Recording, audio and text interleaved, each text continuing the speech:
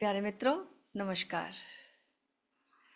भगवान ओशो बहुरी ना ऐसा दांव एक पुस्तक है जिसमें कि उसका पहला प्रश्न है 6वें नंबर प्रवचन का, जिसमें कि ये गज़ल उन्होंने कोट की है।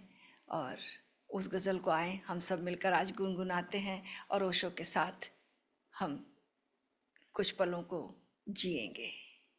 आए हैं समझाने लोग, आए हैं समझाने लोग, हैं कितने दीवाने लोग, हैं कितने दीवाने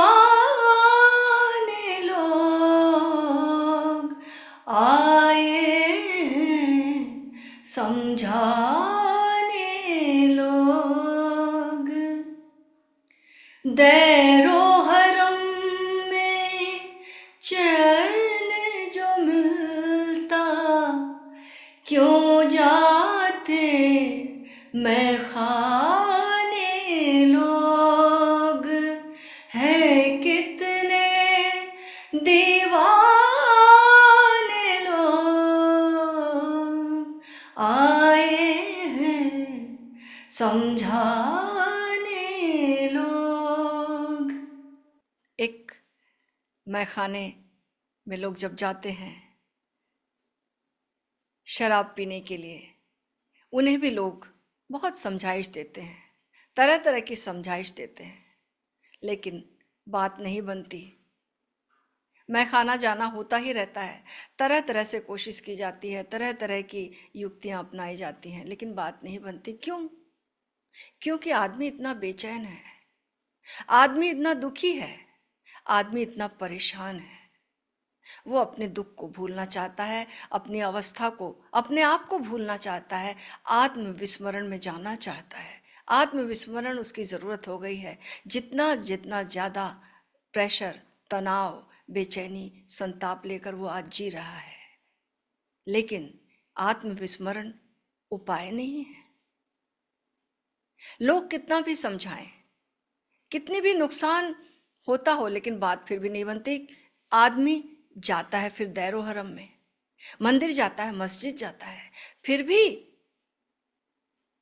भी बात नहीं बनती। बात आखिर क्या है?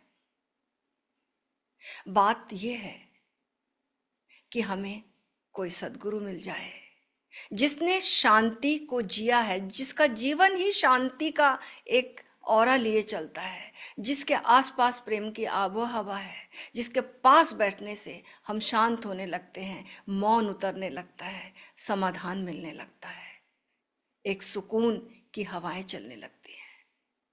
ऐसा सद्गुरु अपने मंदिर को मैखाना कहता है, क्योंकि सो कॉल्ड मंदिर और मस्जिद में जो शांति नहीं मिली, वो बताता है कि असली मंदिर कहाँ है। ये मैखाने में सिखाता है कि असली मंदिर कहाँ है। मैखाना यानी सदगुरु का वास, सूफी भाषा में मैखाना कह रहे हैं। एक सिंबॉलिक रूप में, जहाँ ज्ञान की शराब बांटी जाती है, जहाँ प्रेम की शराब बांटी जाती है, जहाँ होश की हाला पिलाई जाती है। तो ऐसी जगह पर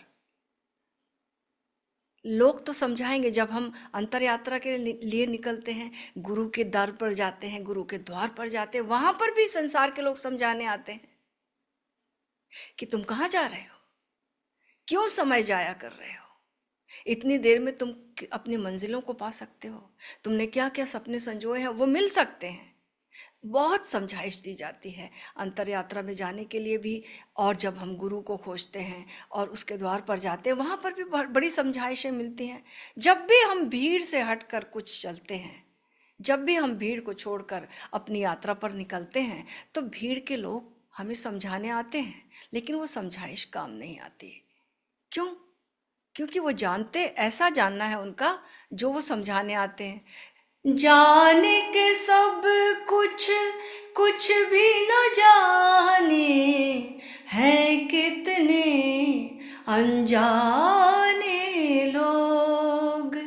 हम जानते सब कुछ है, लेकिन फिर भी कुछ नहीं जानने की स्थिति में जीते हैं। हमें बड़ा ज्ञान है, हमें गीता का भी ज्ञान है, हमें उपनिषद का भी ज्ञान है, हमें सब ज्ञान है, हमें शास्त्र भी कंठस्थ हैं, फिर भी हम कुछ नहीं जानते। क्यों? क्योंकि हमारे जीवन का रूपांतरण अगर ना हो तो वो जानना किसी काम का नहीं है। हम जो हैं उससे लोग समझते हैं, हम जो जानते हैं उससे नहीं। हमारा होना लोगों को समझाता है। तो जो लोग समझाने आते हैं उनका आचरण, उनके आचरण में बात नहीं उतरी, वही भी प्रयासरत हैं, लेकिन अभी आचरण बना नहीं तो उनकी समझाइश काम नहीं आती। और हम बाहर का कितना भी जान लें, बाहर के जानने से भीतर का समाधान नहीं मिलता। बाहर के जानने से, बाहर के ज्ञान से हमें बाहर का समाधान मिलेगा, हमें आजीविका अच्छी मिलेगी, जीने की सुख सुविधा मिलेगी, संसार में संसार का ज्ञान मिलेगा, हमें जीने में आराम मिलेगा। लेकिन भीतर आत्मा के तल पर जो संतोष है, आत्मा के तल पर जो तृप्ति है, वो जो प्रभु की तलाश भीतर मौजूद है, वो जो आनंद हम चाह रहे हैं, पाना चाह रहे हैं, वो आनंद हमें इस ज्ञान से नहीं मिलेगा। आइंस्टाइन को कितना ज्ञान था, कितनी उसने खोज की, लेकिन अंतिम समय में वो ये कहने लगा कि मैं इतना जान चुका, इतना मैंने ज्ञान पाया, लेकिन आज भी मैंने कुछ नहीं पाया है। महसूस करता हूं मैंने उस जानने वाले को तो जाना ही नहीं जो सब कुछ जान रहा था, उससे तो मैं वंचित ही रह गया। सारी दुनिया को मैंने जान लिया, मैंने स्वयं को नहीं जाना। इस पीड़ा का उदय आइंस्टाइन के मन में भी होता है। तो वो जानना जिसको जानने से सब कुछ मिल जाता है, तृप्ति, आत्म तृप्ति हो जाती है, हमारी निजता की खिलावट हो जाती है। और सच पूछो तो हमारी निजता की खिलावट ही प्रभु के चरणों में चढ़ाने योग्य है।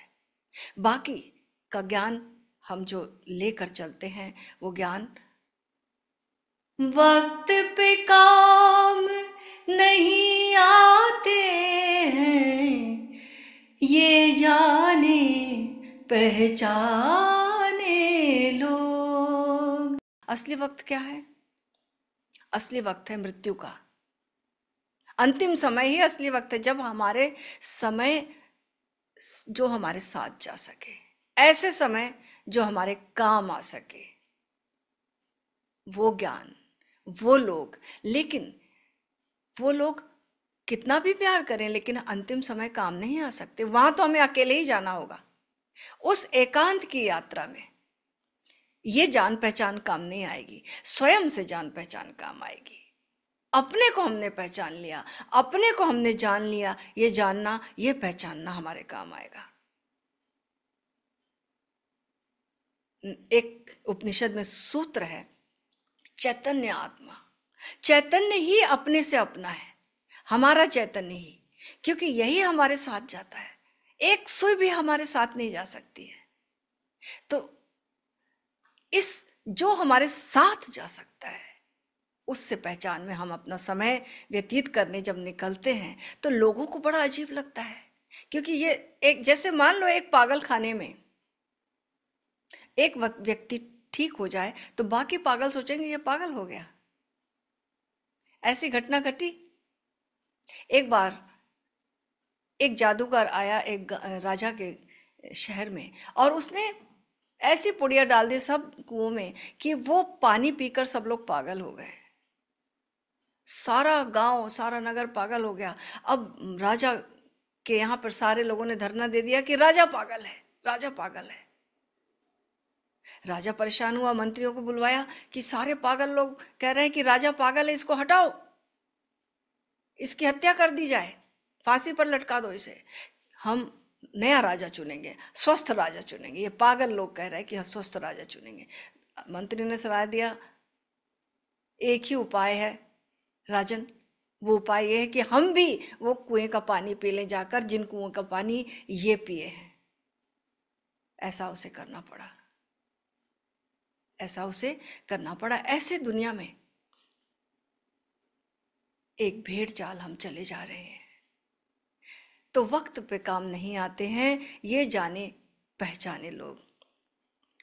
अंतिम लाइन है, अब जब मुझको होश नहीं है, अब जब मुझको होश होश नहीं है, आए हैं समझाने लोग, हैं कितने दीवाने लोग, हैं कितने दीवाने लोग, आए हैं समझाने लोग।